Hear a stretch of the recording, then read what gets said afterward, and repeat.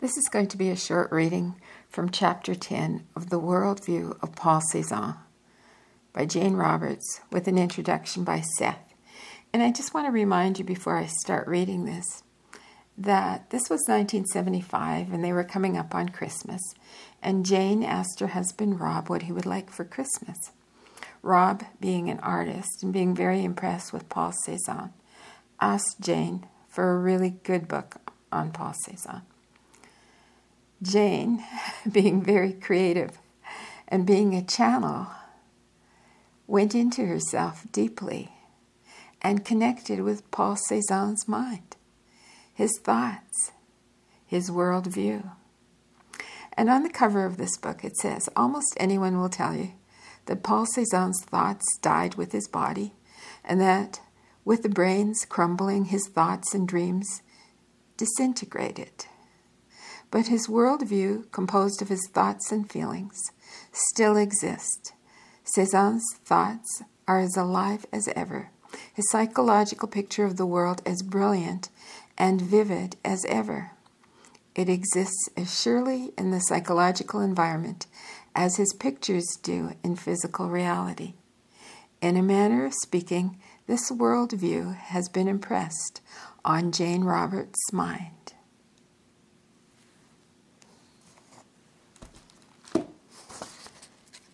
And so, here we go.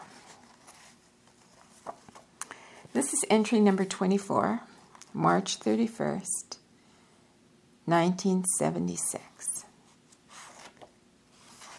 Let me just see if I'm on the right section. Yes, no, yes. Okay, this is the last section of chapter 10. So this entry was made. This is entry number 24, March 31st, 1976, and it's made from 9:30 till 11 o'clock a.m. It's about an hour and a half. Thus, I believe that the history of language and the history of painting are intimately connected, and that painting was a language before it became an art.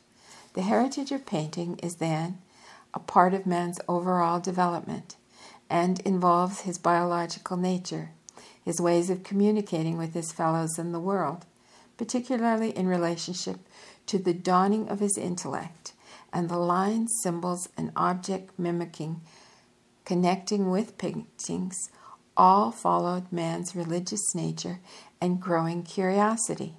It seems to me also that early man used his painting and drawings as mental planning boards. That is, he tried out actions first in drawings that he later intended to carry out in actuality. He drew himself capturing an animal before he had actually done so, believing that the animal would be attracted to its image. He tried out actions in drawings to see how they looked. They aided him then in his later actual manipulations by increasing his inner visual imagery. Drawing the world himself and other creatures allowed man to compare the drawings with the reality, and thus helped him gain control of his environment to some extent. Sometimes in drawing animals, he most likely exaggerated certain qualities that he envied in the hopes of attracting these to himself. At other times, as exact a possible replicate, At other times, as exact as possible a replica of a given animal might be desirable. Too swift a creature might outrun him, for example. So perhaps when he wanted to attract an animal for a hunt, man drew the legs whole, but the animal pausing. In any case, I believe that painting had utilitarian purposes for early man, so that's impossible to say when it became an art. For one thing, the word art cannot really be defined properly. Such definitions belong to critics, not to the painters themselves. All that can be said is that the painting is art whenever it somehow transcends painter, painting, and viewer, and hints of some heroic dimension that involves each. A triangle is formed between the artist, the painting, and the viewer, in which something unknown happens. And this something happens time and time again. So a spark in the artist gives birth to the painting, and that birth is recreated in some unforetold fashion whenever a viewer looks at it. Whatever it is transcends the material of the painting and even its subject matter. It even transcends the painter's technique. This triangular psychic happening mimics the birth of creation. Art is language raised to a higher degree, communicating what ordinary language cannot. So an artist must use techniques with his brush, as a writer must use words, hoping that finally his techniques will be springboards for his transcending action. Perhaps in an odd way, the technique is unimportant, and instead what counts is the artist's belief that the technique will lead him toward a better painting. I struggled with my own techniques all my life. Sometimes brush strokes would appear from nowhere, it seemed, like new, unthought-of paths, illuminating whole dimensions of a painting that I had been struggling with for months. Such strokes were not only unplanned, but ran rather counter to my plans at the time. I thought then that I'd stumbled onto a new technique, but it is truer to say that the technique found me. I felt as if I had found, say, a new letter of the alphabet, a new basic brushstroke that no one knew ever existed. So it seemed to me that there is almost an infinite number of basic strokes that somehow correlate with motions in nature, and that these have not yet been discovered, nor is their existence even supposed. I believe that these strokes are the minute, microscopic, inner signatures of nature, and that the artist, to some extent, mimics these with his brushstrokes. I think that there is an inner alphabet of shapes used by nature, much of it hidden from our eyes, yet reflected to a certain extent in the visual world. All our known alphabets are built around these inner shapes, but shapes is not the correct word at all, for such microscopic signatures move constantly so that, in one respect, their motions alter their shape. If you imagine modern letters of the alphabet, each moving in solitary fashion, and then jumping in and out of context in any given sentence to form endless varieties of other equally valid sentences, this would imply what I mean. In the fields, for example, I've often watched grass blades for hours at a time. They arch and curve in different directions, remain motionless, or move with the wind, and not one is the same as the other upon close examination. Yet, in growing, they follow certain laws. They come from seeds, and the shape and the motion of these seeds represent a kind of biological signature that can be mimicked with a brush. This is a ridiculously simple example of what I mean, but I'm frustrated by my inability to explain more clearly. But each living thing has a signature that forms a characteristic shape or motion in space upon which all of its other activities are based. The same applies to the insides of our bodies. Microscopic cells have their own shape signatures that belong to themselves individually, by which they stamp themselves into existence. I believe that we unknowingly form our written and spoken languages on these inner living signs of nature, that we mimic them in our communications.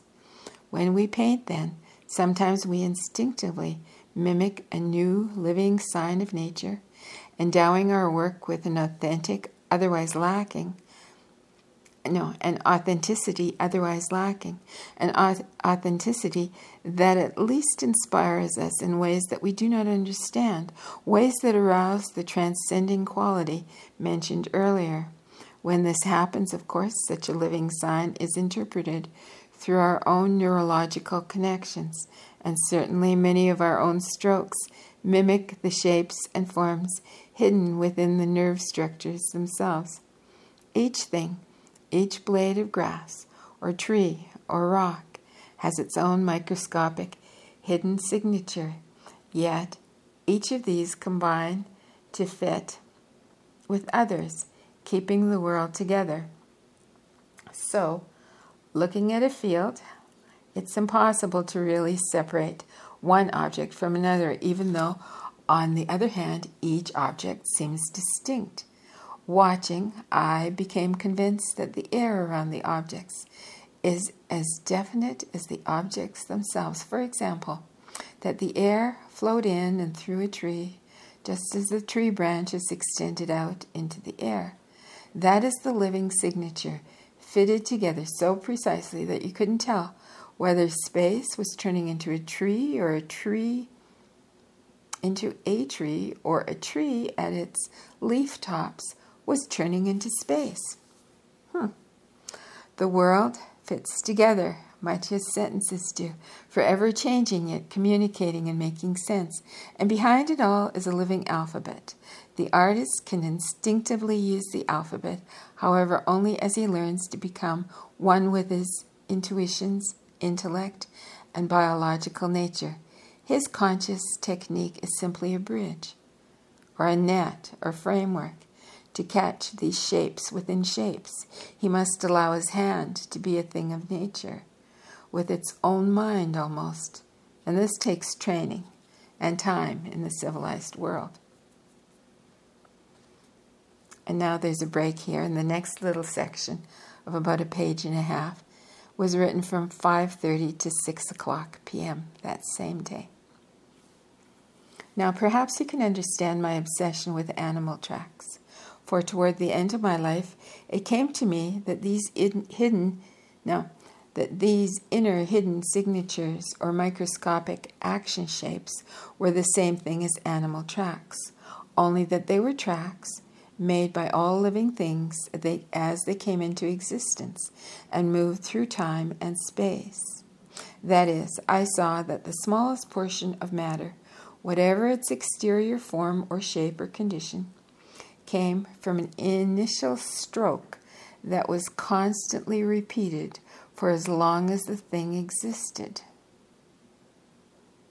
I realized that we made interior tracks in time and space, just as we make interior tracks with our footprints upon the earth.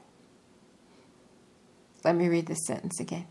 I realized that we made interior tracks in time and space, just as we make exterior ones with our footprints upon the earth.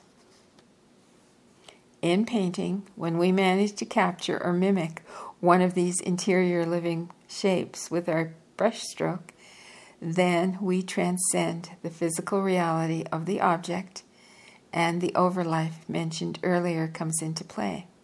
But an artist must be in a certain correspondence with himself and with nature before this happens. Then language becomes art, because the painting expresses what language alone cannot, since it borrows, for a time at least, from the source of nature's own signatures. In my observations, it came to me that the eye itself is a kind of language decoder, putting together this invisible language with its hidden shape signs and then presenting us with a certain visual picture. In this process, the hidden signals are used as a basis, though they never appear in the finished product, the observed image. To do this, the eye, of course, has to use its own inner signals or shapes, the very form taken by the eye's inner structure. For a while, I used an eye patch over first one eye and then the other to see how this affected my vision. The world's shapes were still apparent to me, though my world didn't seem as dependable or stable, but fuzzier. It seemed to sense an instability that intrigued me. It was as if I wasn't visually as well locked in to these inner shapes that compose nature's objects, so that I stuttered visually, or it was as if the objects hiccuped or were not as stationary as they should be. In preventing my eyes from working together properly, I thought that I was catching them in the process of putting together these invisible alphabets to make a visual world. In some of my paintings, I tried to suggest this almost agitated motion that I felt in even the smoothest seeming surfaces. Much of this was in my mind, particularly toward the end of my life, but not properly put together. I came across these ideas originally when observing nature directly outside and was distracted by animals who passed by, leaving their tracks behind them in the ground. It struck me that leaves moving in the wind left tracks in the air, but since the conditions were not right for us, we didn't perceive these, and that space itself was full of such tracks. I spoke about these earlier and called them incipient shapes, but the hidden alphabets within matter are more secretive. They represent the unique, infinite strokes made within space and time as each smallest object is born upon the earth. In this way, each natural thing leaves its tracks, its own alphabet of matter, upon which other shapes and forms more complicated are built. So the painter sometimes comes across these original squiggles and mimics them with his brush. And even though one brush stroke of a certain kind looks like another, such is not the case at all. So that the most minute variations, I believe, stand for inner complexities that never appear. The painting, physically speaking, then is built up of neurological duplicities of which the artist himself is unaware, so that the most simple brushstroke is the result of alphabet upon alphabet, neurologically rendered and neurologically mirrored.